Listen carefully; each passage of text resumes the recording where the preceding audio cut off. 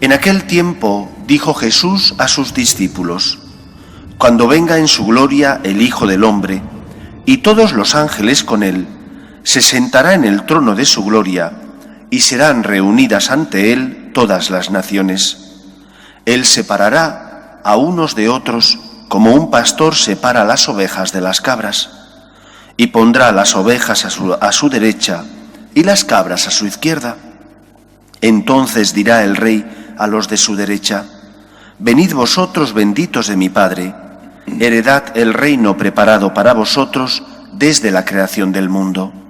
Porque tuve hambre y me disteis de comer, tuve sed y me disteis de beber, fui forastero y me hospedasteis, estuve desnudo y me vestisteis, enfermo y me visitasteis, en la cárcel y vinisteis a verme. Entonces los justos le contestarán: Señor, ¿cuándo te vimos con hambre y te alimentamos, o con sed y te dimos de beber? ¿Cuándo te vimos forastero y te hospedamos, o desnudo y te vestimos? ¿Cuándo te vimos enfermo o en la cárcel y fuimos a verte? Y el Rey les dirá: Os aseguro que cada vez que lo hicisteis con uno de estos mis humildes hermanos, conmigo lo hicisteis. Y entonces dirá a los de su izquierda: Apartaos de mí, malditos, id al fuego eterno preparado para el diablo y sus ángeles. Porque tuve hambre y no me disteis de comer, tuve sed y no me disteis de beber, fui forastero y no me hospedasteis, estuve desnudo y no me vestisteis, enfermo y en la cárcel y no me visitasteis. Entonces también estos contestarán: Señor, ¿cuándo te vimos con hambre o con sed, o forastero o desnudo, o enfermo o en la cárcel y no te asistimos? Y él replicará: Os aseguro que cada vez que no lo hicisteis con uno de estos los humildes, tampoco lo hicisteis conmigo. Y estos irán al castigo eterno y los justos a la vida eterna. Palabra del Señor. En teología moral hay dos grandes preguntas. Hay muchas preguntas importantes, pero hay dos grandes. ¿Qué tengo que hacer y por qué lo tengo que hacer? Hay otras: ¿cuándo tengo que hacerlo? ¿Cómo? ¿Cuánto? ¿A quién? Pero sobre todo estas dos preguntas: ¿qué tengo que hacer y por qué lo tengo que hacer? La primera pregunta, creo yo, que se la debe de hacer todo hombre, creyente, no creyente, en qué religión. ¿Qué tengo que hacer? Y me parece que se la hace todo hombre.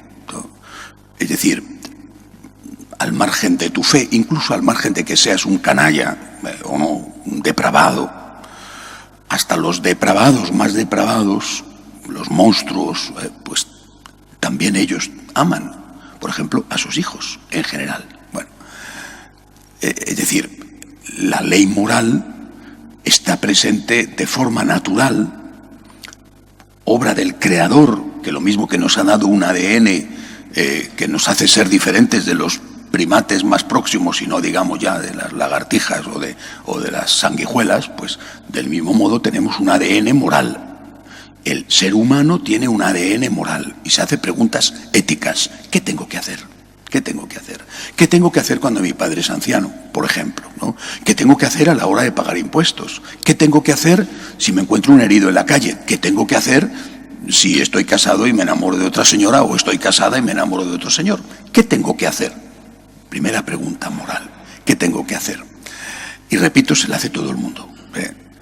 La respuesta primera, la respuesta básica, es la respuesta de lo que se llama la ley moral natural. ¿Qué tengo que hacer? Lo escuchábamos en la primera lectura de hoy, recogido en el Antiguo Testamento, y que ya había sido enunciado muchísimo antes. Ama a tu prójimo como a ti mismo. Vale, es una respuesta básica. ¿A ti te gustaría que te robaran? ¿A ti te gustaría que te engañaran? ¿A ti te gustaría que te golpearan? ¿Verdad que no? Pues no lo hagas tú. No lo hagas tú. No hagas el mal que no te gustaría que te hicieran a ti. Hasta ahí yo creo que todos los hombres podríamos estar de acuerdo. Ahora ya ni eso, pero durante mucho tiempo esa ley moral natural o lo que se llamaba en derecho, el derecho natural, ha sido una especie de elan vital, de ambiente común de todo ser humano. Podemos entendernos en un idioma moral común, aunque los idiomas verbales sean distintos. Bueno, pero esa pregunta no es suficiente, es decir, esa respuesta a la pregunta no es suficiente, porque hay cosas que son muy difíciles. ¿Qué tengo que hacer cuando alguien me ofende?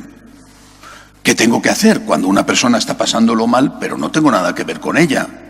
O sea, hay una ley moral natural para decir cómo tengo que tratar a mi padre, y después viene la pregunta, ¿y qué tengo que hacer cuando no es mi padre?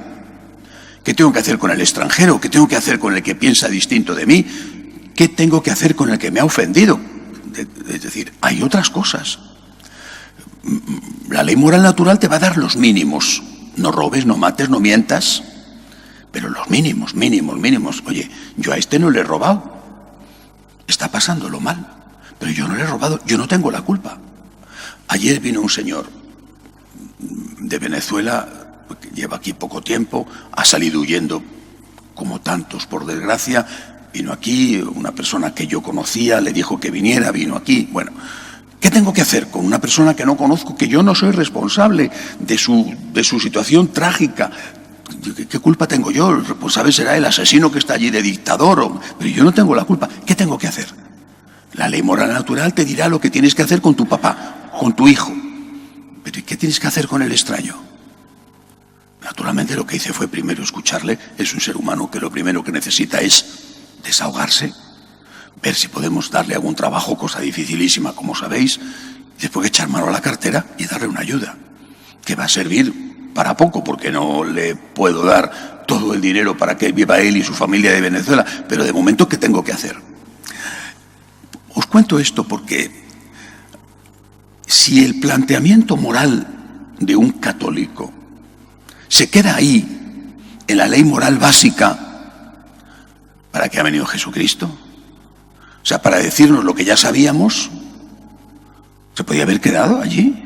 Por supuesto, ha venido a derramar su sangre y a salvarnos, pero también nos salva con su enseñanza. Esto es lo que olvidamos. Jesucristo es Salvador no solo cuando muere en la cruz, sino cuando pronuncia este maravilloso evangelio que hemos escuchado hoy, o el sermón de la montaña, o las preciosas parábolas. También entonces será Salvador y Redentor. Y me está diciendo cosas que no me dice la moral natural. Me está diciendo dos cosas esenciales. Primera, en ese extraño, desconocido, o incluso en ese que es tu enemigo, que no se lo merece, que no te cae bien, en ese estoy yo.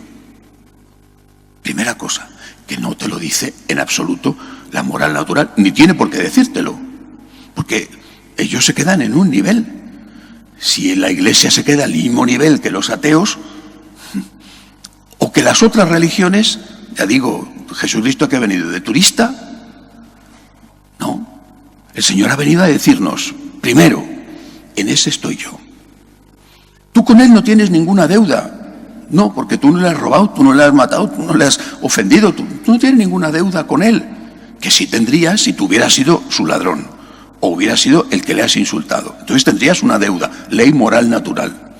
Tú con Él no tienes ninguna deuda, pero la tienes conmigo. ¿Por qué conmigo? Nos dice Jesús, porque yo he dado la vida por ti, porque yo soy tu creador, porque todo lo que tienes me lo debes. La deuda la tienes conmigo. Ahora, págala en mí, pero en este. Págamela a mí, en este. Lo que hagas al más pequeño, a mí me lo has hecho. Segunda lección, importantísima, que se omite desde hace tantos años. Segunda lección, y si no lo haces, te diré, vete maldito de mi Padre. O sea, el cielo existe, ven bendito de mi Padre, y el infierno existe. Estoy tan cansado de ver cómo tantísimos sacerdotes, seguramente de buena fe, yo no voy a entrar en su conciencia porque no es, ahí solo puede entrar Dios. Tantísimos sacerdotes dicen que el infierno no existe y que el demonio es un mito para asustar a los niños y que todo el mundo se salva, haga lo que haga. Digo, oiga, pero ¿usted no ha leído el Evangelio nunca? ¿O es que usted piensa que el Evangelio es un cuento quizá moralizante, falso, en buena parte de su contenido o en todo su contenido, y que no merece la pena escucharlo? Porque es tan claro el Señor, tan claro y tan repetitivo, que o niegas que Cristo sea Dios y que el Evangelio es palabra de Dios, y en ese caso, ¿qué haces tú de cura? Digo yo, pues sé honesto, márchate, dedícate a lo que tú quieras, ¿no? A vender pisos o a fregar suelos o a ser un médico o un arquitecto, pero ¿qué haces tú de cura si has perdido la fe? Porque el mismo Señor que dice, lo que hayas hecho al más pequeño, a mí me lo has hecho, dice, ven bendito de mi Padre, porque has hecho eso. Hay cielo y hay recompensa para que hace el bien. Esta es la enseñanza de Jesús. Y dice, vete maldito de mi Padre, vete al fuego eterno, vete maldito de mi Padre, porque he tenido hambre y no me has dado de comer. Si yo suprimo el ven bendito y el vete maldito, porque pienso que o el cielo no existe o va todo el mundo, y el infierno no existe o no va nadie, si yo suprimo eso, estoy suprimiendo una parte fundamental de la enseñanza de Jesús. ¿Quién soy yo para suprimir y para acortar, para cambiar la enseñanza de Jesús? Amor al prójimo como a ti mismo. Y luego, para nosotros, ahí está Jesús. Tengo una deuda con Jesús. Es Jesús. Él ha derramado su sangre por mí. Es Jesús. No tengo una deuda con esa persona, pero con Jesús la tengo. Y hay una recompensa. Y hay una advertencia. Y esto es sabiduría de Dios y humana.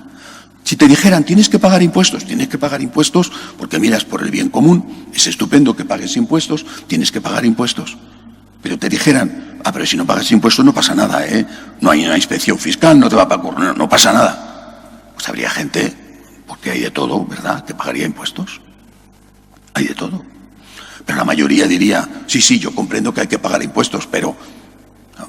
El Señor, que nos conoce porque nos ha creado, nos dice, por tu bien, ama a tu prójimo como a ti mismo. Porque tienes una deuda conmigo que he derramado mi sangre por ti, ama a aquel que no tiene nada que ver contigo. Y si no lo haces, como en los impuestos, y si no lo pagas te vendrá la inspección fiscal. Y si no lo haces, vete maldito de mi Padre, porque he tenido hambre y no me has dado de comer. Podemos creer o no creer en Jesucristo, por supuesto. Lo que no podemos es cambiar las enseñanzas de Jesucristo en función de las modas o de nuestros intereses, al margen de la buena voluntad, y decir que Jesucristo no dijo lo que dijo o que sí lo dijo, está pasado de moda y no merece la pena escucharlo. Pidámosle al Señor que nos dé la gracia y la fuerza para amarle siempre como Él se merece. De pie, por favor.